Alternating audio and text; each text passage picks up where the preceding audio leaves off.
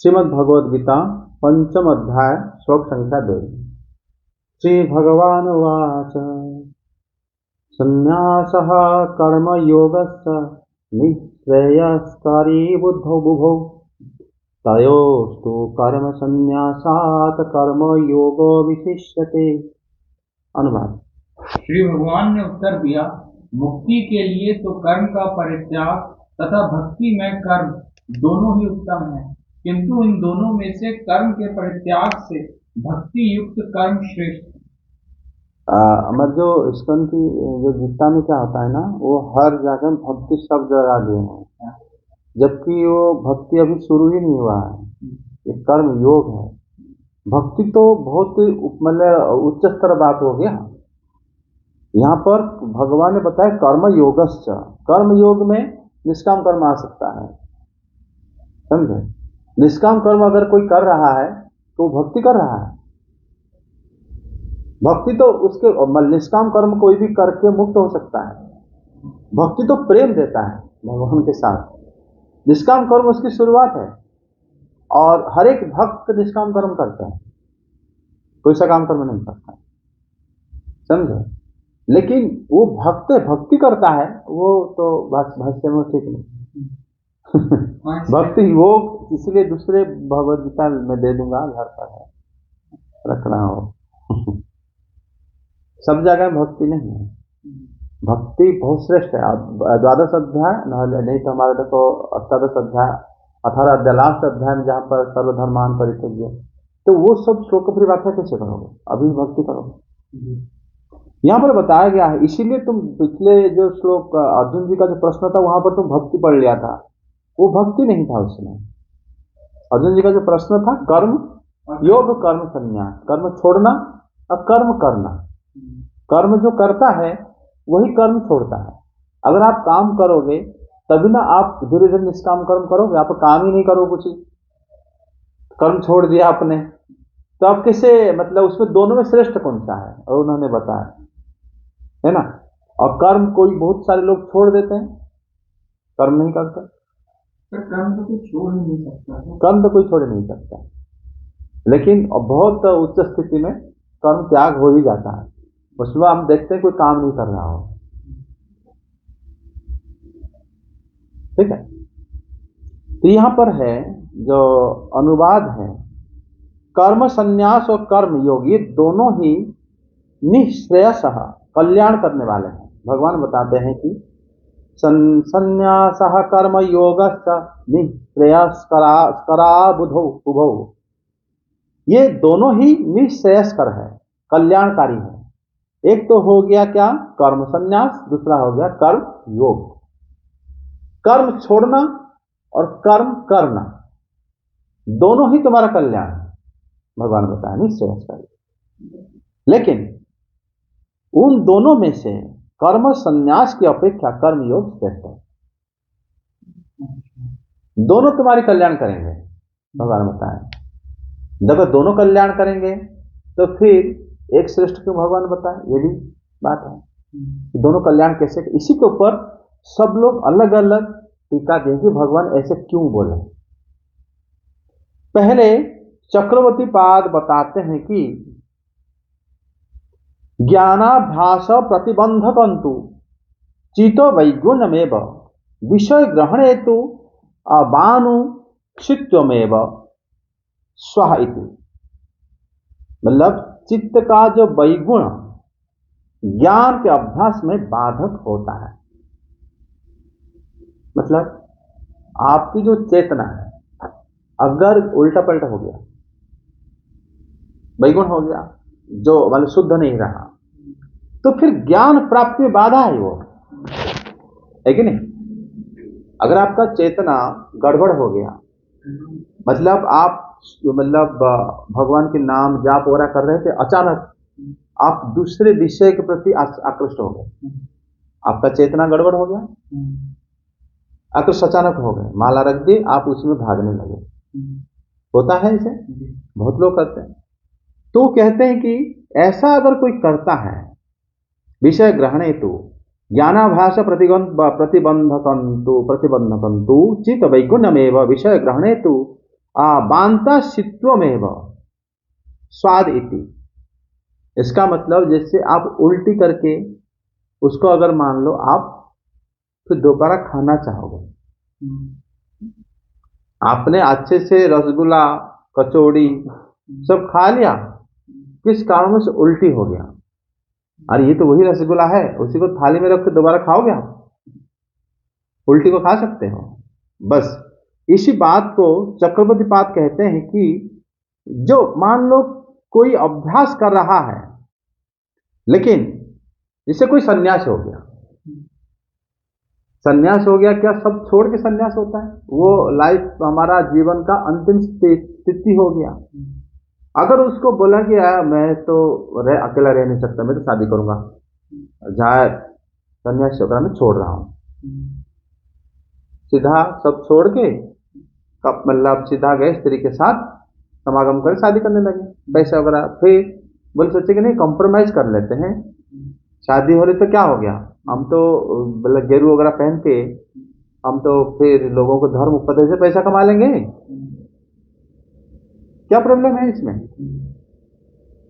ये लोग सोचना ही मतलब जो उल्टी करके दोबारा खाना वही बात है। इसी बात को चक्रवर्ती बात कहते हैं। तूने पहले उल्टी कर दिया कि नहीं मैं सन्यास हूं,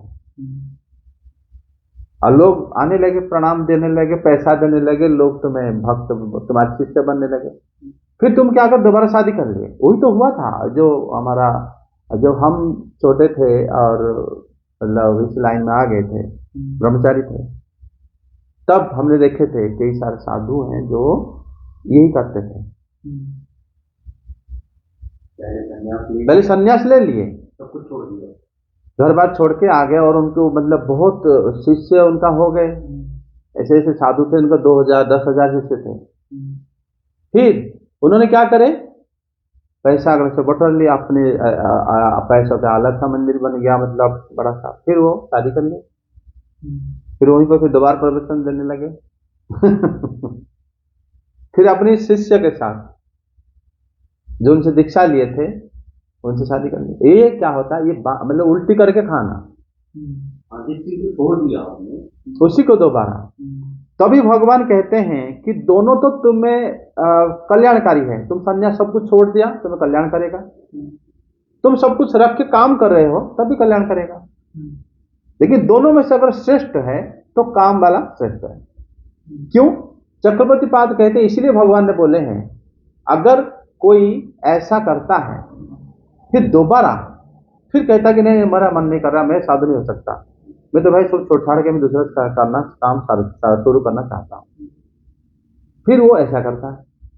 कुछ ऐसे भी बताया, मतलब देखा गया था, मतलब हमारे जो जान पहचान के थे जो बताए थे कि यहां से वो जाते हैं विदेश में वो गेरू पहन के वहां पर प्रचार करते हैं।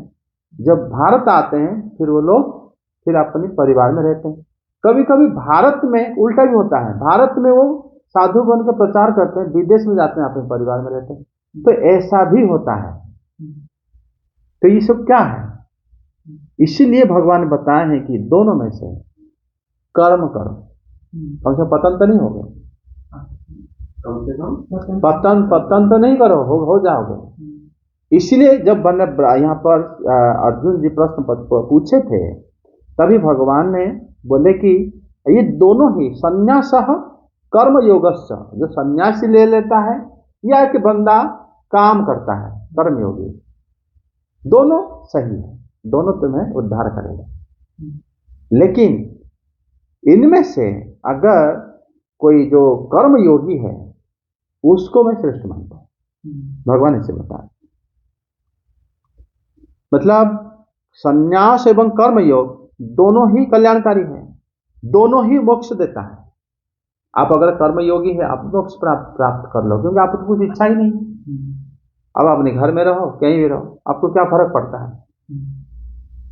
मन से आप संन्यास हो, अगर आप किसी के प्रति आसक्त ही नहीं हो, आप यहां रहो चाहे मठ में रहो, क्या फर्क पड़ता है आपको? अब मठ में कौन रहता है जो घर में रहने में डरता है? या तो कोई सचमुच साधुओं के भी रहता है, कोई जगत के कल्याण करने के लिए आया है, ये भी हो सकता है, तो उसका वो कल्याण करेगा। जैसे यहां पर भगवान बोले कि सन्यास तुम्हें कल्याणकारी है और कर्म योगी ये भी कल्याणकारी है, दोनों कर्म कल्याण है। किंतु दोनों में से अनधिकारी द्वारा कर्म संन्यास की अपेक्षा जो मान लो जो फिट नहीं है सन्यासी के लिए, अनधिकारी हो गया, वो सन्यास लिए क्या करेगा? उस तरह बंदा अगर सन्यास हुए तो सन्यास होने से क्या हो जाएगा पता नहीं जाएगा, और उनसे उनके शिष्य क्या सीखेंगे? हाँ हरे कृष्ण। कर्म सन्यासी मनुष्य जो आम जो कर्म करुचे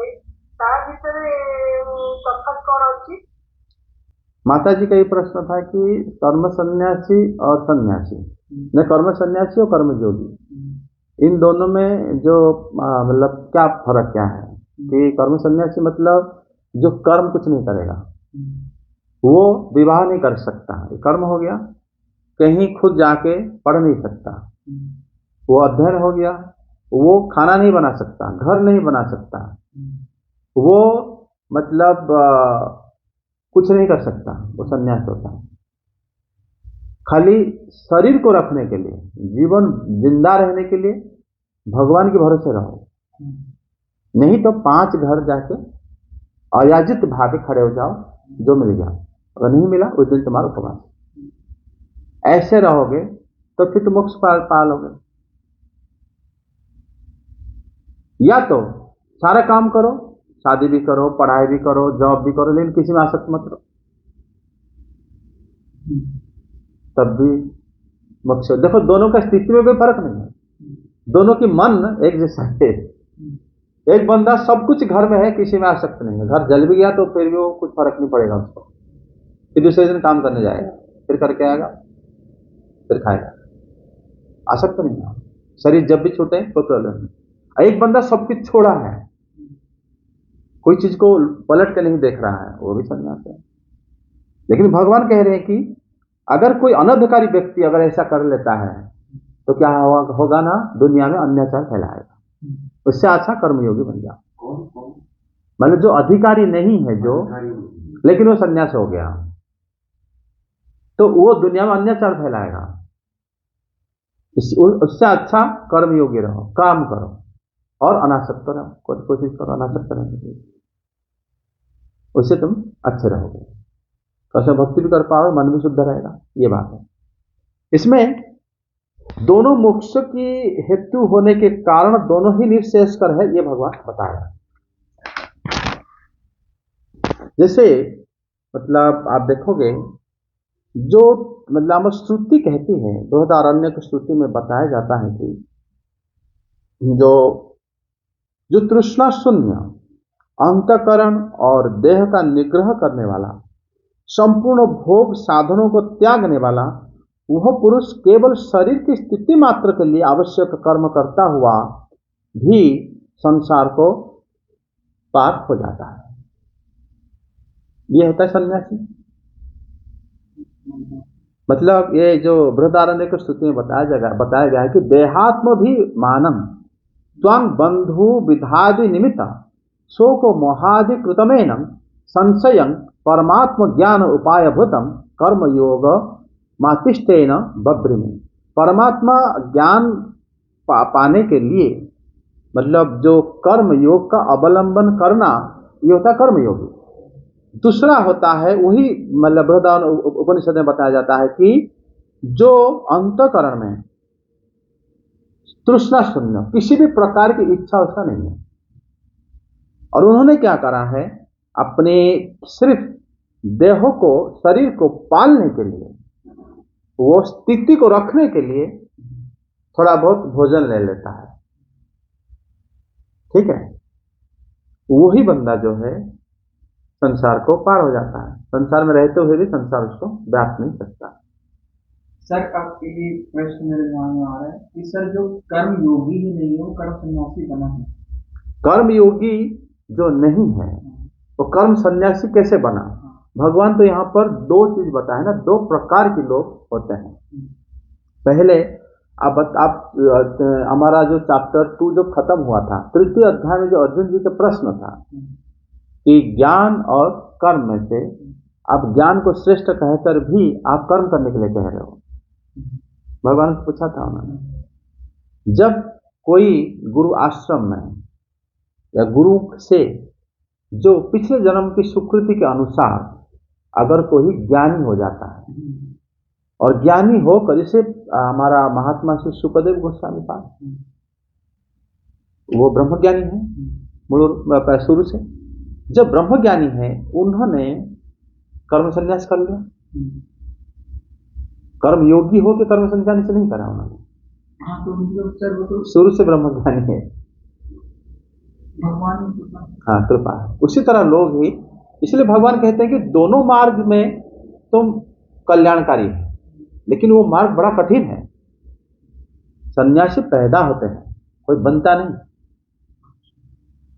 सन्यासी जो होता है ना मन में, वो पैदा होता है कि मैं सन्यासी हूं, और कोई बोलता है कि मैं अच्छा कुछ काम नहीं चला, सन्यासी में तो अच्छा पैसा वगैरह आएगा, चलो सन्यास ले लेते हैं। सन्यास लेने के लिए आप देखोगे संस्था में, बहुत संस्था में कंपटीशन होता है। मतलब वहां पर इनके पास अगर कुछ पैसा अगर रुपया अगर होगा, वो दे देते हैं कि मुझे सैंक्शन कर दो, क्योंकि जब तक आपके ऊपर वाले गुरु सैंक्शन नहीं करेंगे आप सन्यास नहीं बन सकते। फिर आप बनोगे तो आपको उतना प्रिविलेज नहीं मिलेगा। ये होता है, बड़े बड़े संस्था में भी होता है। आप देखोगे संस्था का नाम लेंगे तो अभी प्रॉब्लम है, क्योंकि रिकॉर्डिंग हो रहा है सब चीज। मैक्सिमम संस्था में अगर मान लो कोई अपने एक मतलब प्रसिद्ध गुरु से संन्यास लेने के लिए बहुत कुछ करना पड़ता है, तो फिर आप संन्यास बन सकते हो। फिर आपको प्रिविलेज मिलेगा, आपको पूरा आपके नाम पे आश्रम होगा, सारे जितने भी डिसाइपल उनका है वो आपके हो जाएंगे, तो आपके मौज है। वही है आजकल जो चल रहा है, लेकिन भगवान उसी चीज को मना करें। तो इससे अच्छा मतिभ्रम सबका होता है। ऐसा जरूरी नहीं कि कोई सिर्फ अपनी स्त्री के पास चला गया या पत्नी को या शादी कर लिया, ऐसा नहीं है। कोई कोई मतलब ज्ञान को भी अपने हिसाब से बदल देते हैं लोगों को, ठीक है, रहन सहन को, मतलब अपप्रचार करते हैं और संसार में गंदगी फैलाते हैं, शास्त्र को मतलब दूषित कर देते हैं। तो इसलिए भगवान यहां पर बताएं कि इससे अच्छा कर्म योगी रहो, कर्म करो, तुम्हें फल की आशा नहीं, सम्मान की आशा नहीं, हम बड़े बनने के अहंकार नहीं है। जो जैसा हो आप कर्म करते रहो, भगवान के नाम लेते रहो, भगवान को प्रणाम करो, आप संसार से पार हो जाओगे। समझ में आ गया? तो इसलिए जो मतलब श्रीधर संप्रदाय बताते हैं कि न ही वेदांत वेद्याम तत्वविदं प्रति कर्म योग महं बब्रही, आत्मज्ञानियों के लिए कर्म योग नहीं है। भगवान जो आत्मज्ञानी जो है उनके लिए कर्म योग भगवान बना बताया ही नहीं है। सर आत्मज्ञानी कौन है? सुखदेव गोस्वामी सबसे बड़े एग्जाम्पल है। सर क्या अर्जुन जी है? अर्जुन जी तो अभी हमारा रिप्रेजेंटेटिव है, वो तो भक्त हैं, भगवान निज गण है, उनके साथ हम तुलना नहीं कर सकते किसी को। नहीं सर, वो सेकंड चैप्टर सुनने के बाद वो आत्मज्ञानी, बिना सुने हुए आत्मज्ञानी है वो। जो श्री कृष्ण को जानते हैं, मेरा मित्र है, तो उनको और क्या किसी ज्ञान की जरूरत क्या है? नहीं, अभी जैसे वो हमारे रिप्रेजेंटेशन में ही अर्जुन जी का ये जो प्रश्न है कि प्रभु आप बताइए, वो प्रश्न कर रहे हैं, वो उनकी स्थिति के बारे में चर्चा करना नहीं चाहिए, क्योंकि उनका क्वेश्चन है और क्वेश्चन के आंसर हम लोग के लिए जरूरत है। बोले सीधे संप्रदाय बताते हैं कि जो आत्मज्ञानी है उनके लिए भगवान यहां पर नहीं बोले हैं, उनके लिए कर्म योग नहीं बोले हैं। कर्म योग उन्होंने उन्हीं के लिए बोले हैं जो लोग आत्मज्ञानी नहीं है। सर आत्मज्ञानी का लक्षण क्या है? आत्मज्ञानी का लक्षण होता है सुखदेव गोस्वामी पाद जैसे ही उनको पता आत्मज्ञानी हो गए, मतलब पैदा होते आत्मज्ञानी थे पहले से, वो संसार में किसी भी वस्तु प्रति आसक्त नहीं होते। अनासक्त ही आत्मज्ञानी, अनासक्त ही आत्मज्ञानी, जो वैरागी वैरागी आत्मज्ञानी। वो किस बात के लिए मतलब आसक्त करेगा, किसको करेगा, क्यों करेगा, कोई कारण नहीं। वो संसार में रहते हुए भी संसार से मुक्त है। संसार में वो इस प्रकार रहते हैं, मतलब जैसे मतलब भगवान उन्हीं के माध्यम से लोगों को सिखाना चाहते हैं, इसलिए रहते हैं वो लोग। वो अपना मतलब शरीर को छोड़ भी नहीं सकते, आत्महत्या नहीं कर सकते, वो तो यहाँ रह जाते हैं। लोग उनको कुछ भी कहें, कोई पागल कहेगा, कोई गूंगा कहेगा, ऐसे कुछ भी बोल सकता है, लेकिन वो फिर भी रहता है क्योंकि आत्मज्ञानी है। उनके माध्यम से बहुत लोगों को कल्याण होता है। हाँ सर, आत्मज्ञानी के लिए भगवान कर्मयोग नहीं बोले हैं, समझे? किसके लिए बोले? कर्मयोग तो बोले हैं कि जो आत्मज्ञानी नहीं है, जो आसक्त है और अनासक्त सीखना चाहिए उसको, निष्काम कर्म के माध्यम से, वो लोग कर्मयोगी हैं। कर्म करके फल की आशा ना रखना, जैसे माता जी अभी प्रश्न कर रही थी, ये बड़ा महत्वपूर्ण है। कर्म करोगे बिना फल की आशा के, तो कर्म करोगे क्यों? क्यों करोगे? आप खाना बनाओगे, टेस्टी होगा नहीं होगा आप सोचोगे, लेकिन उसका आशा नहीं है वो। आप बड़ा अलर्ट होके आप खाना बनाया, रोटी बनाया, आप तो आसक्त नहीं, जल जाए मुझे, मैं क्या करना, कोई ना खाए मुझे क्या करना, मैं तो आसक्त नहीं। ये आसक्त नहीं हुआ, ये तो क्या हो गया, ये आलसीपना आ गया जो कि हमें लेके डूबता है। इसमें भक्ति बिल्कुल नहीं होता, समझे? क्यों कर सकते अगर फल की इच्छा ही नहीं करेंगे? क्योंकि अगर तत्व ज्ञान पाने के लिए और आत्मज्ञानी होने के लिए तो करेगा, मतलब उसमें एक आशा ये रहता है कि हम आत्मज्ञानी बन जाएंगे। चलो हम बिना आशा के काम करते हैं, और आत्मज्ञानी बनने के आनंद मिलता है। आत्मज्ञान निश्चित रूप आनंद मिलता है, आत्मा में रमण करता है, वो आत्माराम हो जाता है, और फिर उसका मतलब रहना मर जाना एक विषय लगेगा उसको शरीर में। और सोचो, जो आत्मज्ञानी नहीं है कितना आसक्त, जब सोचेगा एक मिनट के लिए कि सब कुछ छोड़ना है मुझे, तो घबरा जाएगा, वो हिल जाएगा। लेकिन आत्मज्ञानी होना, लेकिन चाहे कितना भी कोई डरे, शरीर तो छोड़ना ही है। लेकिन जब आत्मज्ञानी हो जाता है कोई, वो तो शरीर रहे ना रहे उससे कोई फर्क नहीं पड़ता उसको। मतलब जैसे कि भगवान उसको अंदर जिससे जन्म दिया है उससे उत्तर भगवान को ले लेंगे, प्रारब्ध, उन्हीं लोगों को कहा प्रारब्ध के लिए ही शरीर लेके घूम रहे हैं यहाँ पे परिव्राजकाचार्य के लिए।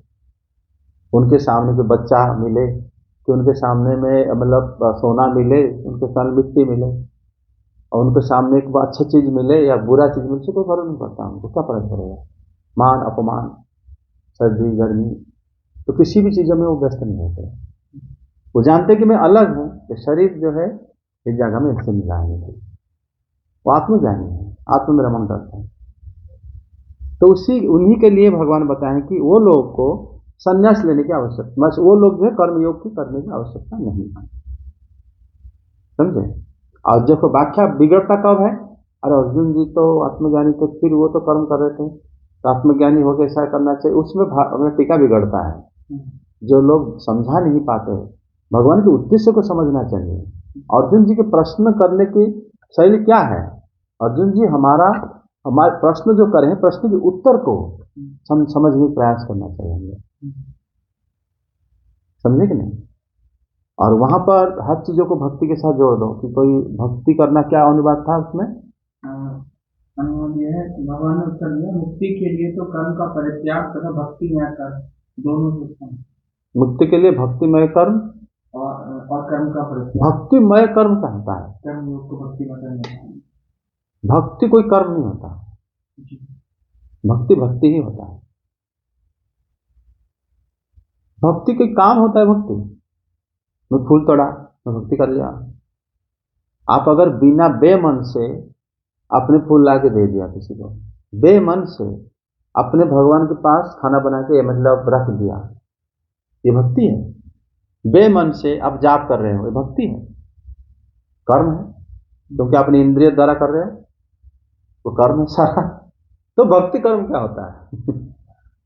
भक्ति कर्म कोई कर्म नहीं होता, भक्ति भक्ति ही होता है। भक्ति तो पहले मन स्टार्ट से मन में होगा, सबे मन कृष्ण पदार विंदयो, पहले मन को भगवान के पास लगाने के बाद फिर उनके बारे में बोलो।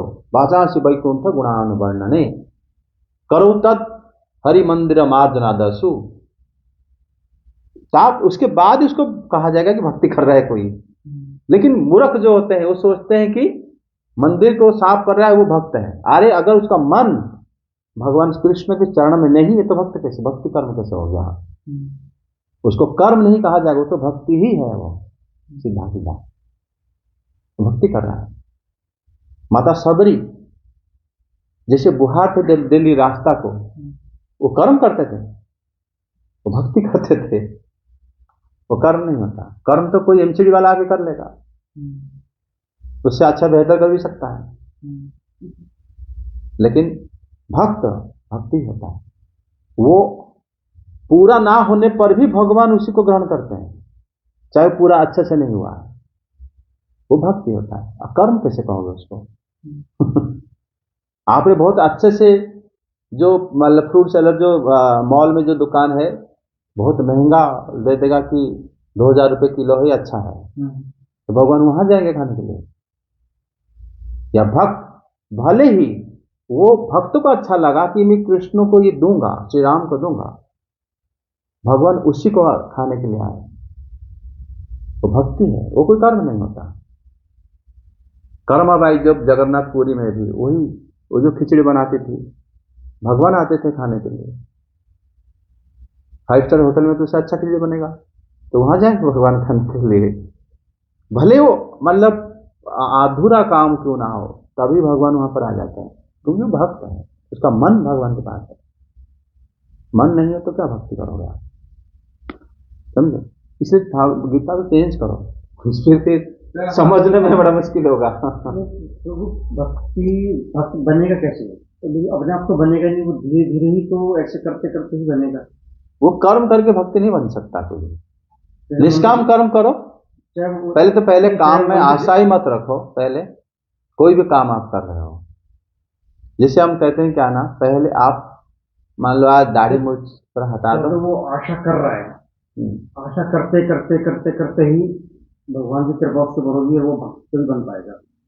देखो आप तो बिना एकदम से तो भक्ति बन पाएगी तो सीधे। अपने आप कोई कुछ नहीं होता, उसमें क्या होता है ना, आप अगर कभी किसी जन्म में आप साधु की सेवा करा होगा, ये बात षष्ठ स्कंद भागवत में आएगा, जब तक महत् सेवा हम लोग करे नहीं है, हम उनके बारे में हमारी इच्छा ही नहीं होगी पहली बात तो, फिर आप करोगे क्या उनके लिए? दूसरी बात, जब आप कह रहे हो कि जब हम जाप करेंगे और ये माला क्या भगवान के लिए माला बनाएंगे और ऐसे करते करते तो भक्त बनेंगे, ये कह रहे हो ना? जरूर ये सब कर्म है, लेकिन वो करते करते आपका अगर मन भगवान के चरण में नहीं लग रहा है, उसका प्रमाण है आप उनके बारे में सुनना अच्छा नहीं लग रहा, भागवत सुनना आपको अच्छा नहीं लग रहा है ना। यदि न उत्पादे यदि रतिन समय केवलम विश्वक्षेन कथा सुया न उत्पादे यदि रतिन समय वही केवलम। बहुत कुछ करा आपने, लेकिन विश्वक्षेन श्री कृष्ण की कथा में आपका रुचि नहीं हो रहा, आपका मन वहां नहीं जा रहा। मन वही है, सुनने में रुचि का मतलब हो गया मन नहीं जा रहा, तो फिर आप कैसे कहोगे कि 5 साल में तो माला कराऊं? कैसे कहोगे? आपका मन नहीं जा रहा, तो फिर आप भक्ति कैसे बनोगे?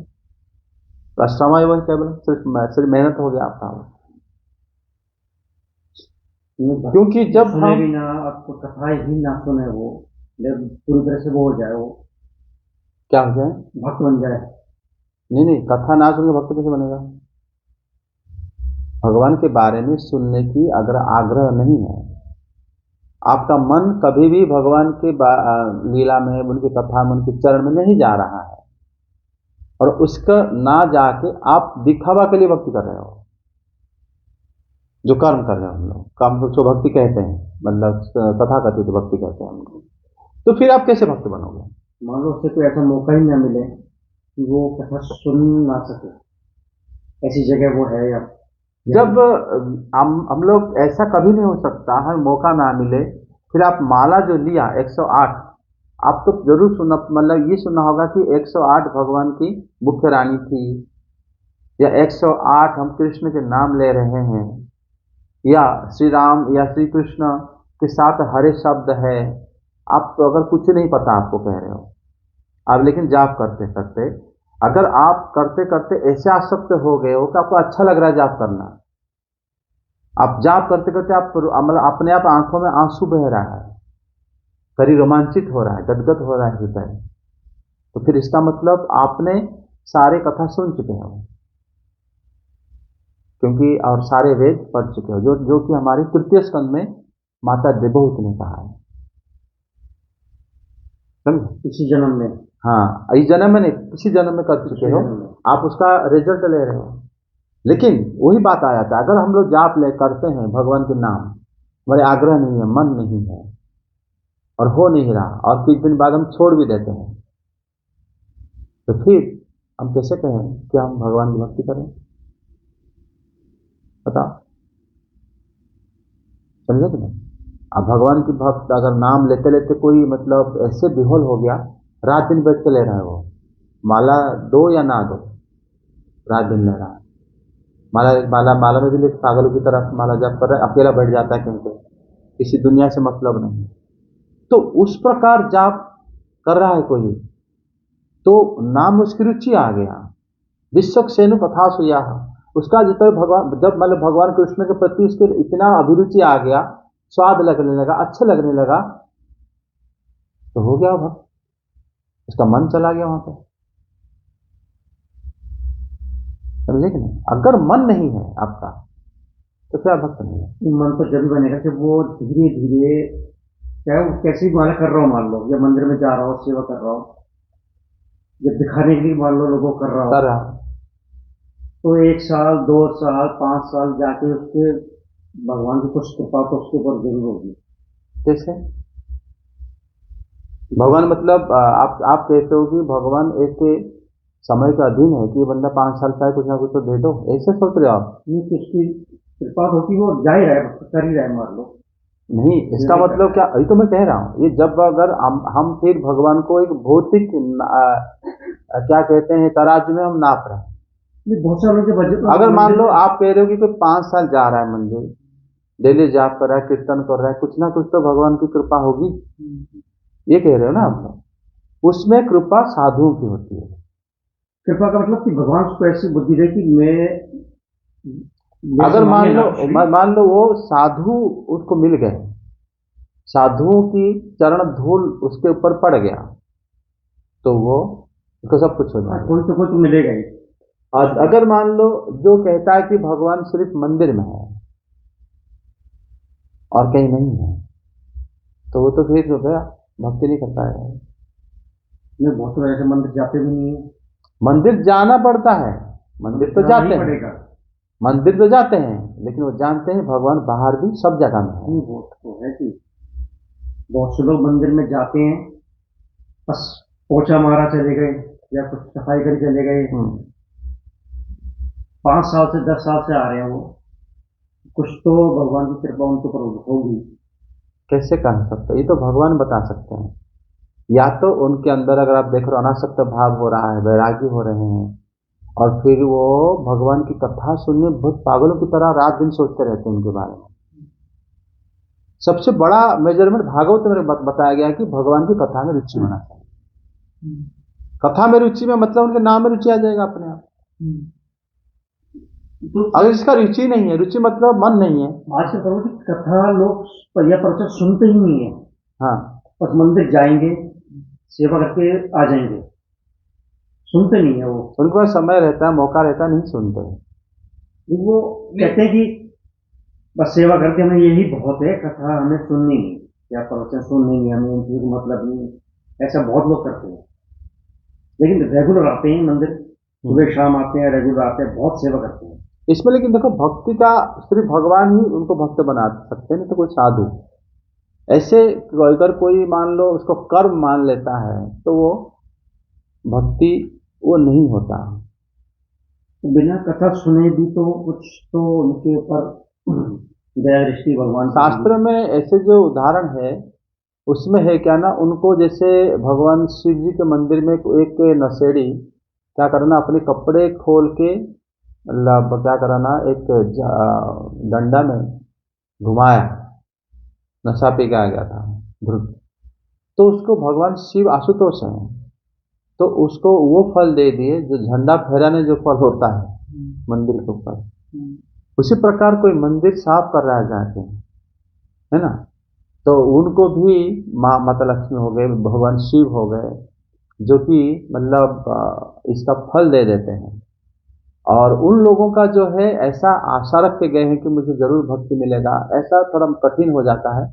और उस प्रकार व्यक्ति सिर्फ ये नहीं जानते कि सिर्फ ईश्वर मंदिर जाके मैं साफ करूंगा, तो उनके घर के पास ही मंदिर होगा, रोड की साइड, और दूसरे मंदिर भी होगा जो कि गंदा पड़ा है, वहां भी साफ करना चाहिए उनको। ऐसे करते करते उनको जरूर भगवान शिव उनको, वो क्योंकि सरासर गुरु भी है, उनका आशीर्वाद करके उनको फिर निश्चित रूप से वो भक्त तो नहीं होते, लेकिन नेक्स्ट जन्म में उनको उच्च जन्म दे देते हैं, जिससे वो भक्ति का मतलब रास्ता उनको मिल जाता है।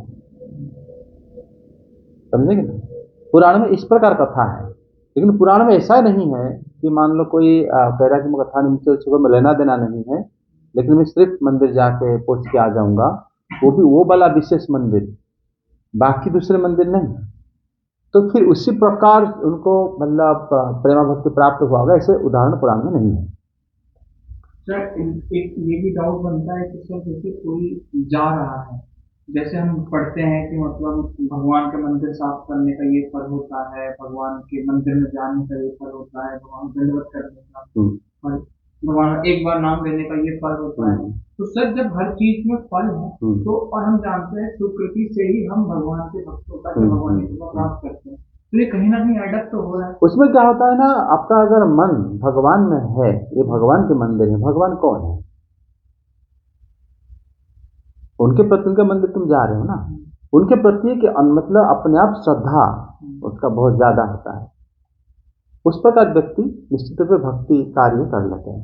नहीं जो नहीं है, अगर मैं जैसे मैं अपना एग्जाम्पल लेती हूँ, वैसे मैं बहुत टाइम से मंदिर जा रहा हूँ, बहुत टाइम से कर रहा हूँ, लेकिन भगवान की कथा सुनने में अच्छा लगता है, लेकिन मैं ये नहीं कह सकता कि सबसे ज्यादा अच्छा है। हाँ, लेकिन उसमें क्या है ना, भक्ति का वो बताया है कि भक्ति का वही मापदंड है। और लेकिन ये भी है जो ये बताया कि भगवान श्री विष्णु मंदिर में अगर हम दंडवत करते हैं या भगवान के नाम करते हैं, भक्तों के साथ कीर्तन कर लेते हैं, अज्ञान पता भी नहीं चलता, वो भी हमें कहीं ना कहीं अच्छी सुकृति दे देता है, जिससे हम भक्त भी हो जाते हैं। हाँ, लेकिन क्या होता है ना, वहां पर जो बंदा ये करता है उसकी स्थिति को निर्भर करता है। एक कपट है और एक सरल है।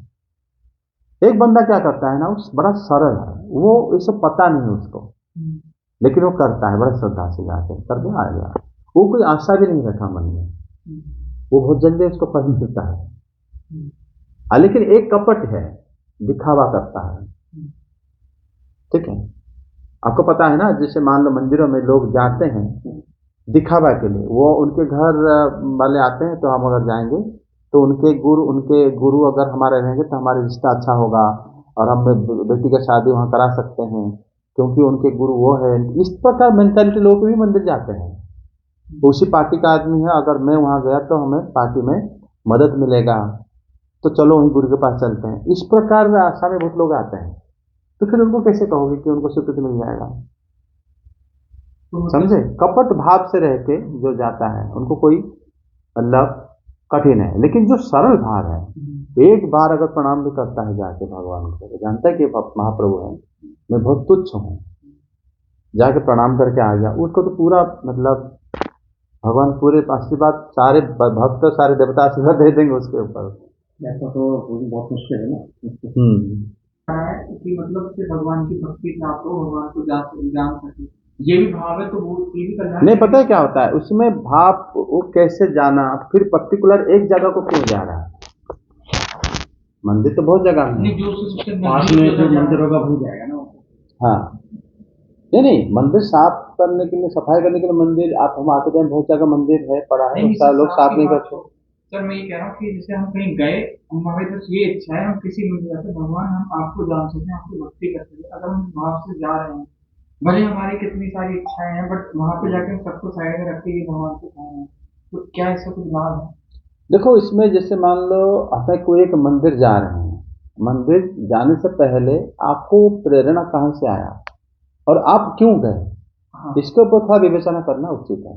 जी, अगर मान लो आप कहो ये मंदिर बहुत अच्छा लगता है, बहुत बड़ा बना है और बहुत चौड़ा साइज, सब साफ सफाई है, मुझे बहुत अच्छा लगता है वहाँ पे जाने में, ये कोई कारण नहीं बना।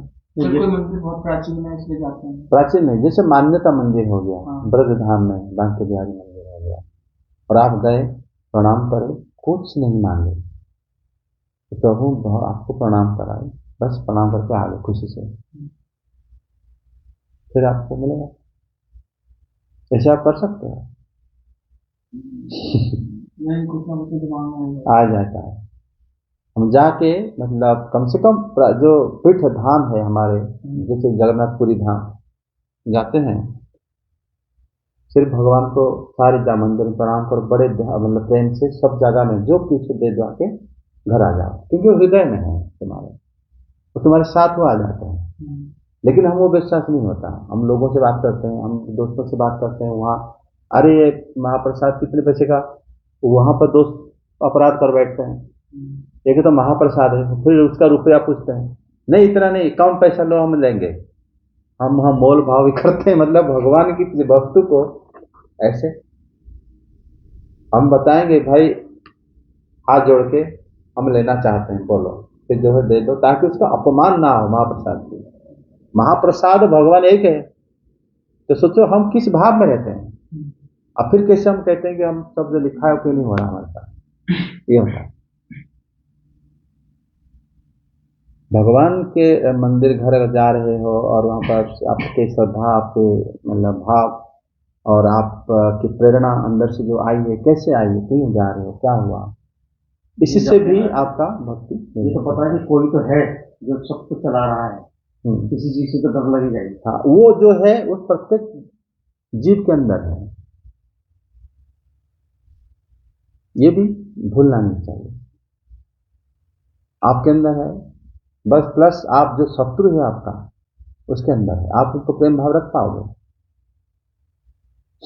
बता। तो ये सब अगर नहीं कर पा रहे हो, फिर भगवान को कैसे आप, भगवान सबके पास है, वो सबके भगवान है। जय श्री राधे।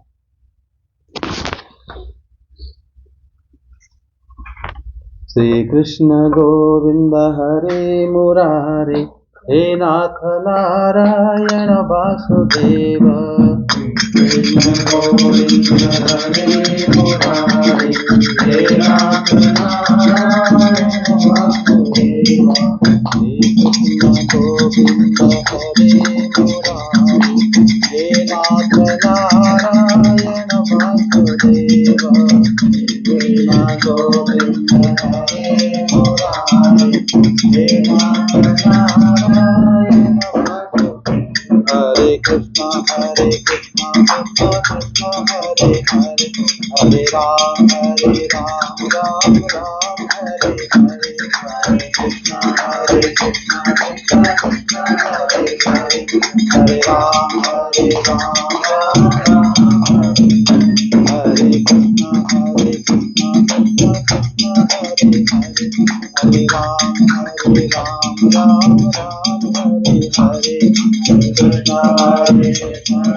कृष्णा हरे हरे, हरे राम राम राम हरे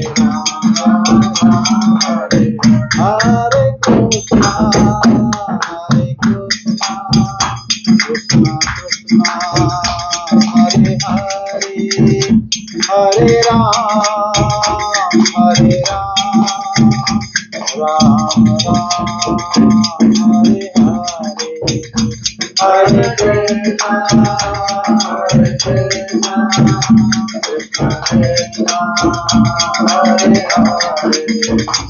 हरे राम हरे राम राम राम हरे हरे। सारे नाम संकीर्तन किए जाए। जय श्री कृष्ण चैतन्य प्रभु नित्यानंद श्री अद्वैत गदाधर श्री गौर भक्तवृंद की जय। मंत्राक्षर भाव की जय। जय श्री बलदेव जय श्री सुभद्रा जय श्री जगन्नाथ सुदर्शन की जय। श्री भक्तवृंद की जय। जय जय श्री राधे श्याम।